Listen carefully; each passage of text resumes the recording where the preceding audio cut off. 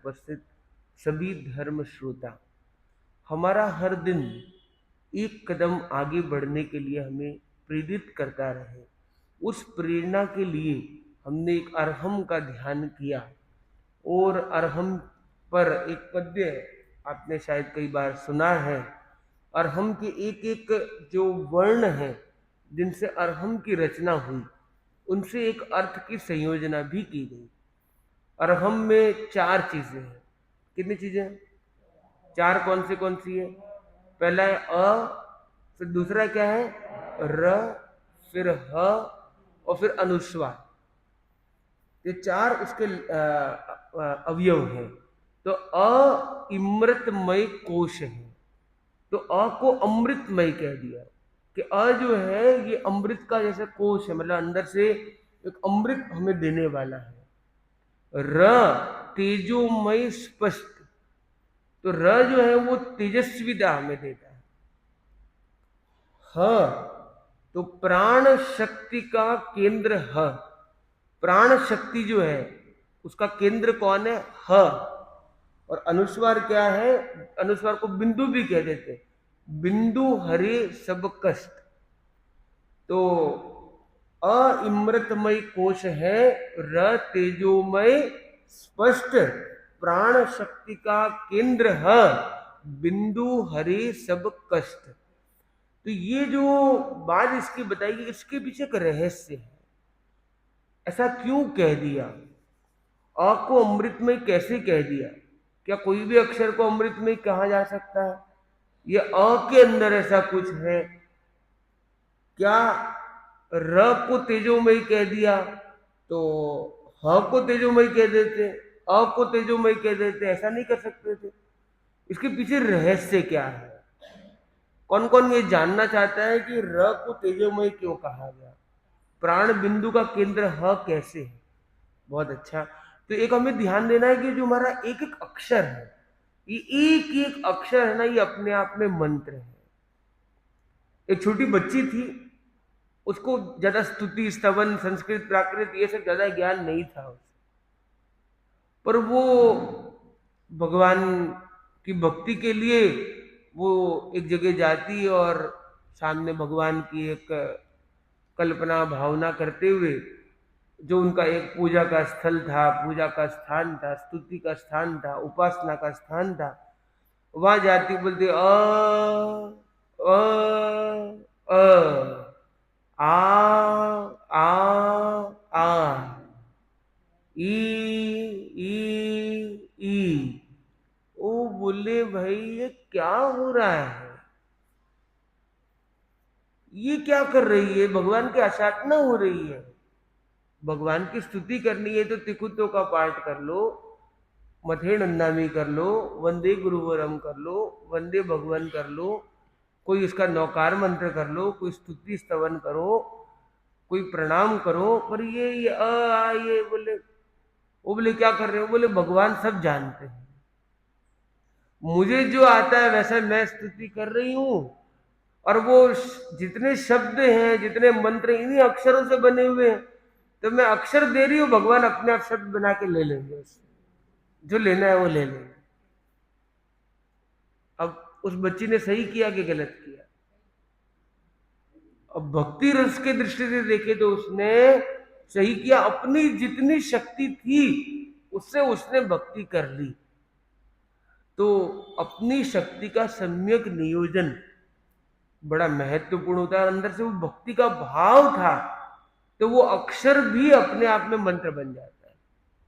और आप देखेंगे प्राचीन शास्त्रों में तो एक एक अक्षर से कितने कितने अलग अलग उसके अक्षरों की संयोजना से कितने प्रकार के मंत्र बने।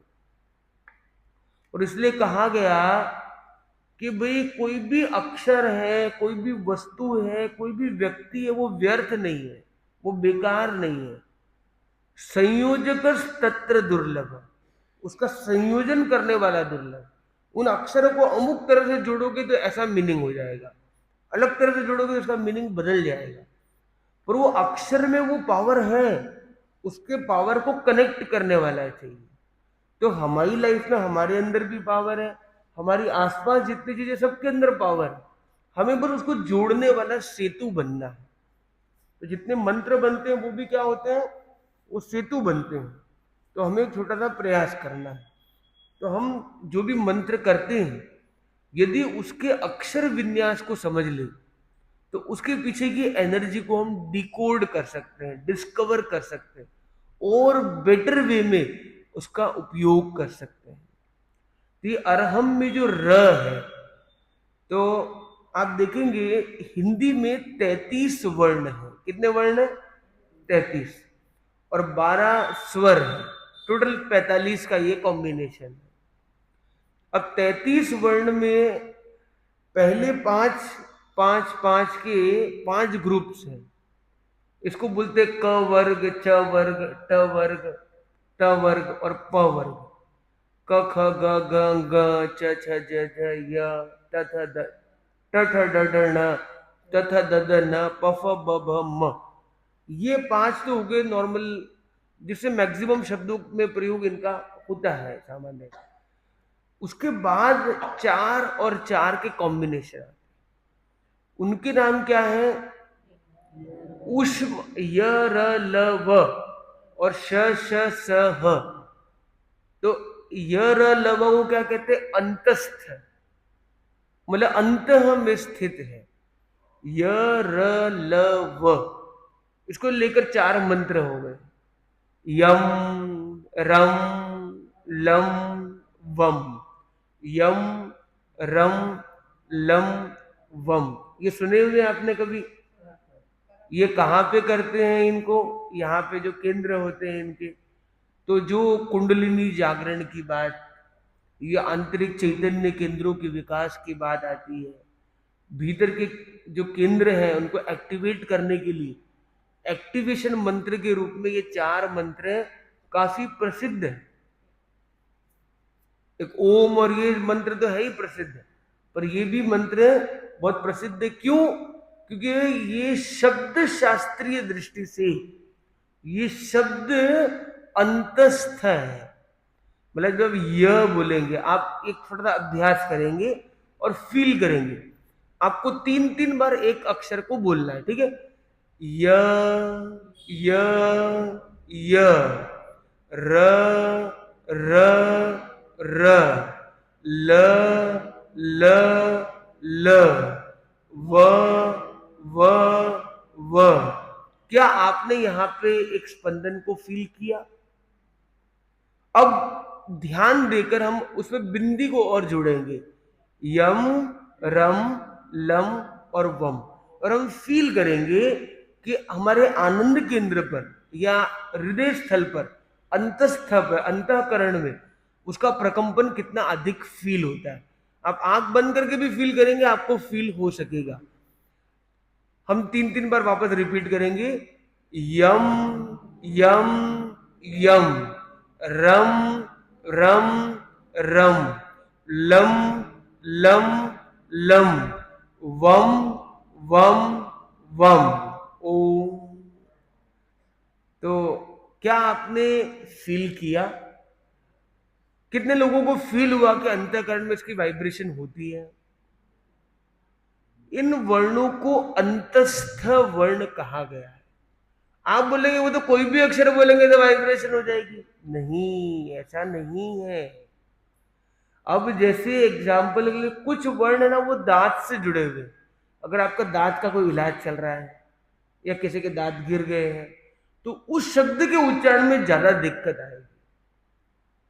ऋतु लसा दंत्या, मतलब आप दांत से वर्ण जुड़े हुए त वर्ग, तब त थ द ध न। आप ये 3 बार रिपीट करेंगे इनको और फील करेंगे कि आपके दांतों का एक स्पेशल, आपके उच्चारण में दांत के आसपास से वो, मतलब उसका बहुत बड़ा कनेक्शन हो रहा है। आप फील कर पाएंगे, ठीक है? त त त थ थ थ द द द ध ध ध न न न। ओम।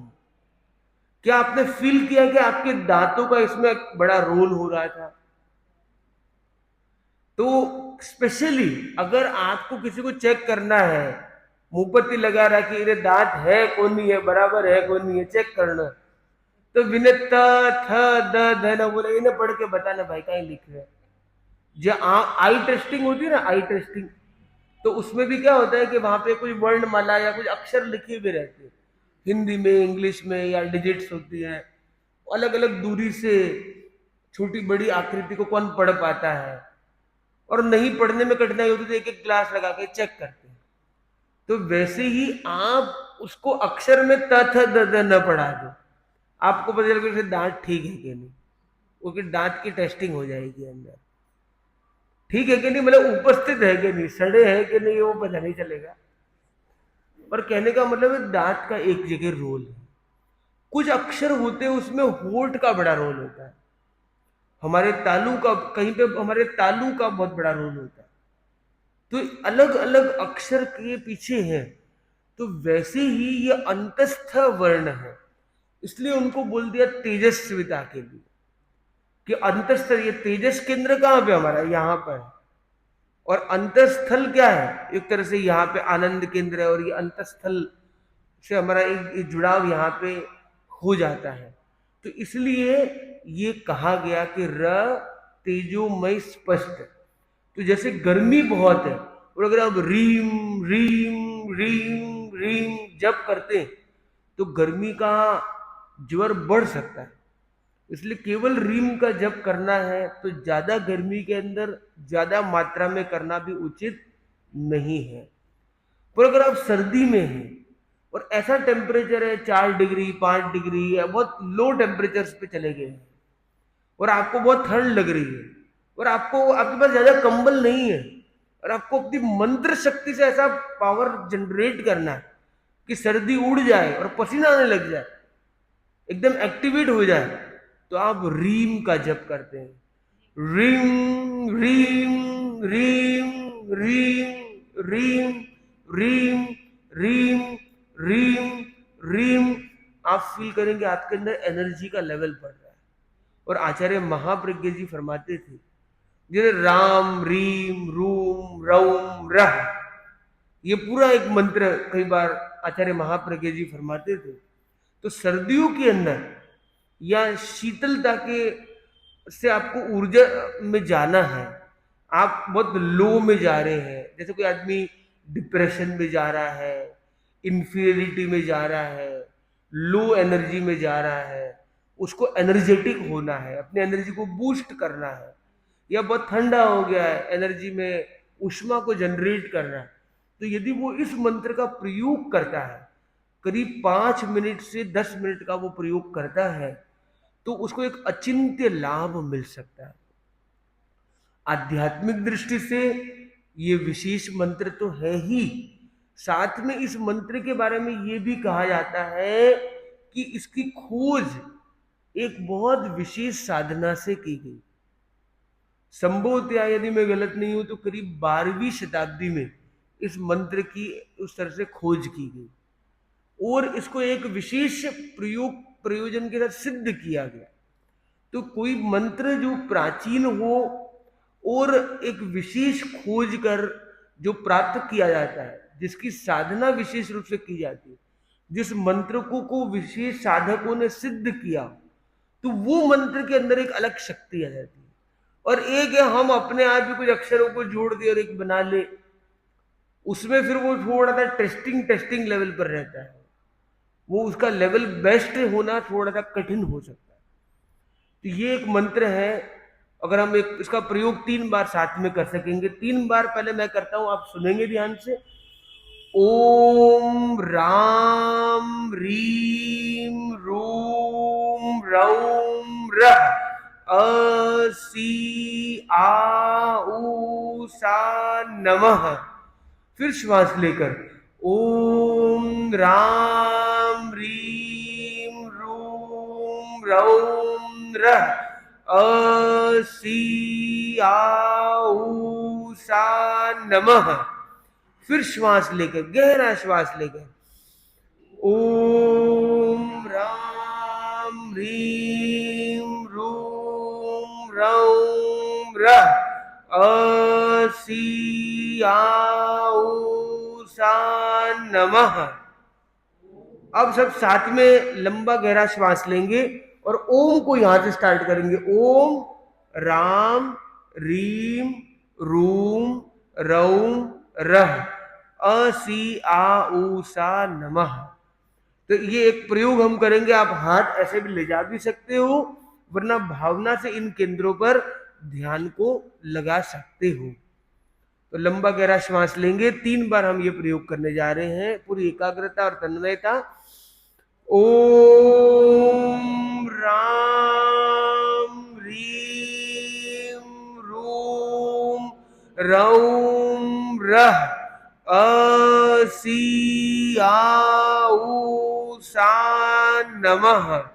ओम राम रीम रूम रौम रह अ सी आ उ सा नमः।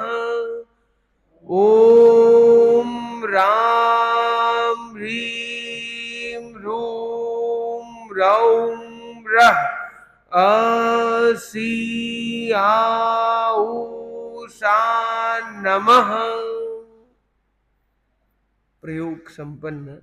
तो हमने एक छोटा सा मंत्र का एक प्रयोग, एक डेमोन्स्ट्रेशन के लिए हमने एक प्रयोग के रूप में उसे देखा। इसी तरह से कहा गया प्राण शक्ति का केंद्र है। तो प्राण शक्ति का केंद्र, प्राण शक्ति, तो ह में क्या मिलेगा? हम तो बार बार कहते हैं हाँ जी हाँ जी, तो हाँ में भी तो ह बोलते हैं। तो ये, और देखिए कई जो बड़े बड़े मंत्र होंगे उसके एंड में ना ह का साउंड आता है। नमः, ओम नमः, ओम ह्रीम नमः, ओम नमः महावीराय, ओम नमः शिवाय। तो ये जो उसमें नमः वर्ड है, उसमें ह का जो साउंड है, इसको बोलते हैं विसर्ग। तो एक तो होता है विसर्ग के रूप में और एक ह पूर्ण अक्षर के रूप में। तो ये ह कितनी बार इसका ह का प्रयोग करते हैं आप बताइए? 33 अक्षर है। हमने 33 व्यंजन की बात कही। 33 व्यंजन में ह कितनी जगह है ये बताइए? 33 में से ह एक है कि अनेक जगह पर है? और कितनी जगह पर है? कौन गणित बता सकता है?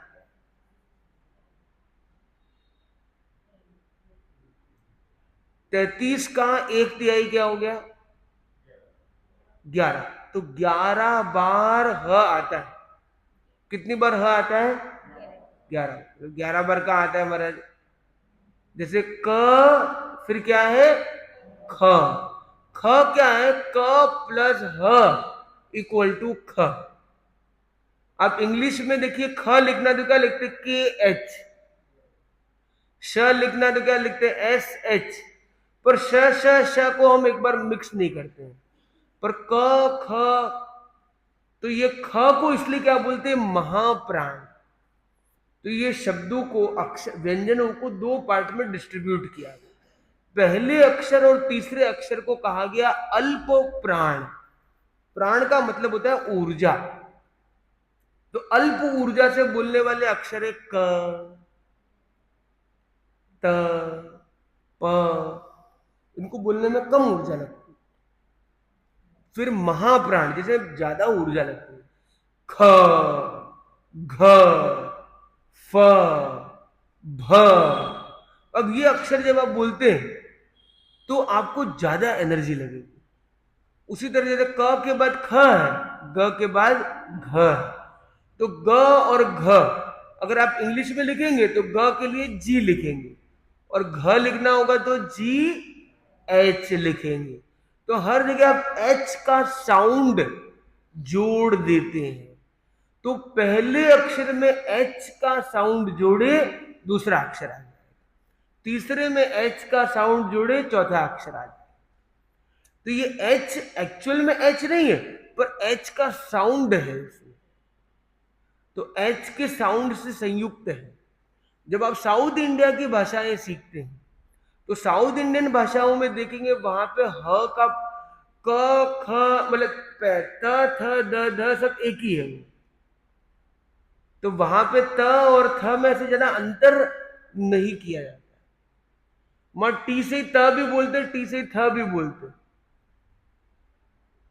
वहां पे वो मिक्स मैच चलता है। ज्यादा मैंने साउथ इंडियन भाषाओं का अभ्यास तो नहीं किया, पर उनके बारे में ऐसी एक कुछ बातें सामने आती भी है। हम भाषा विज्ञान की दृष्टि से देखें तो कई भाषाएं जिनमें ह का साउंड ज्यादा होता है, उनको बोलने में क्योंकि एनर्जी ज्यादा लगती है, उनको बोलना सरल भी थोड़ा सा कम हो जाता है। जैसे रशियन भाषा आप देखेंगे तो वहां पे एच का साउंड काफी डीपली किया जाता है, और उसके लिए उनको बोलने में और ज्यादा एनर्जी लगती है। और वैसे साइंटिफिकली देखें तो जो शीतल प्रदेश है और सबसे ठंडे प्रदेशों में, कोल्ड कंट्रीज में आता है रशिया, तो उस भाषा के अंदर भी ह जितना बोलते रहेंगे तो गर्मी मिलती रहेगी। तो सर्दी का -40 भी कहीं पे झेलना है उनको, तो कहीं ना कहीं वो एनर्जी उनको हेल्प करती रही हो, और उसके लिए उसका प्रयोग होता हो। कभी उसका कोई विज्ञान को किसी ने खोजा भी हो, न भी खोजा हो, पर उसके पीछे कुछ लॉजिक भी शायद रहे हो। पर मेरे कहने का मतलब ये है कि हम अरहम मंत्र एक प्रयोग में लेते हैं। ये आज हमने पूरी जो चर्चा की वो एक प्रयोग के लिए की कि हम अरहम जो मंत्र करते हैं या कोई भी मंत्र करते हैं, उस मंत्र के पीछे भी एक विज्ञान छिपा है, और उस विज्ञान के अनेक पहलू हैं। उसमें एक बड़ा पहलू है, वह है उच्चारण शास्त्र का विज्ञान, भाषा शास्त्र का विज्ञान। जब हम मंत्र को उच्चारण पूर्वक, विधि पूर्वक करते हैं तो मंत्र का एक विशेष लाभ हमें मिलता है। मंत्र को मन में स्मरण करते तो उसका एक अलग लेवल पर लाभ मिलता है। तो मंत्र का जो उच्चारण करने की विधि, उसमें वैदिक शास्त्रों में भी बहुत कार्य किया गया, जैन शास्त्रों में भी बहुत कार्य हुआ, पर आज वो काफी सारे ग्रंथ लुप्त हो गए।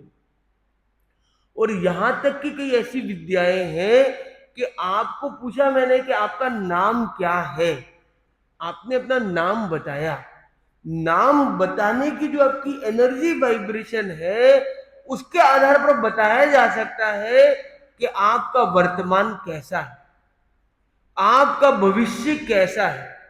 आपके वर्तमान के आधार पर आपके भविष्य की क्या संभावनाएं दिख रही है, किस दिशा में आप जा रहे हैं, आपका जन्म किस तरह के कालखंड में, किस तरह की परिस्थितियों में, आंतरिक परिस्थितियों में हुआ है।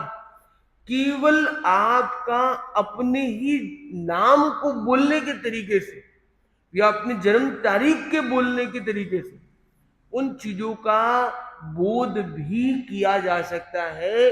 इतना सामर्थ्य है उच्चारण विशेष में।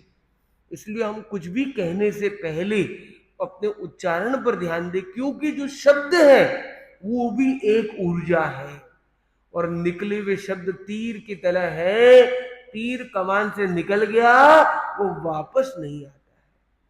तो शब्द जो है कभी कभी वो बाण का काम भी करते हैं, और शब्द वो बाण किसी के दिल के चुभने वाला भी या सही निशाने पर लगने वाला भी बाण हो सकता है।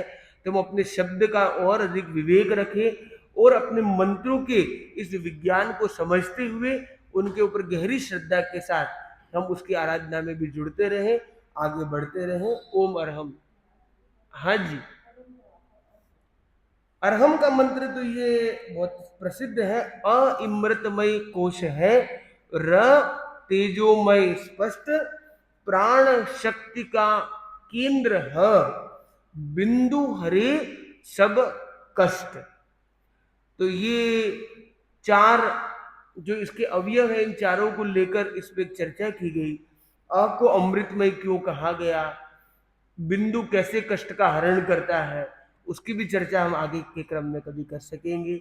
आज के लिए इतना ही, समय की सीमा, आप लोग आगे बढ़ते रहे। सुने मंगल पाठ। चत्तारि मंगलम अरंता मंगलम सिद्धा मंगलम साहू मंगलम केवली पंडितो धम्मो मंगलम। चत्तारि लोकोत्तमा अरंता लोकोत्तमा सिद्धा लोकोत्तमा साहू लोकोत्तमा केवली पन्नत्तो धम्मो लोगुत्तमो चत्तारि शरणं पवज्जामि अरन्ते शरणं पवज्जामि सिद्धे शरणं पवज्जामि साहू शरणं पवज्जामि केवली पन्नत्तं धम्मं शरणं पवज्जामि विघ्नहरण मंगलकरण शुनो नाम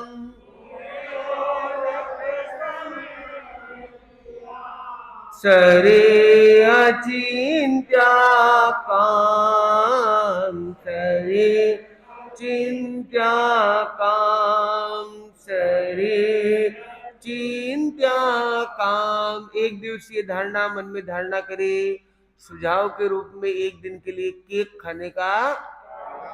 ओम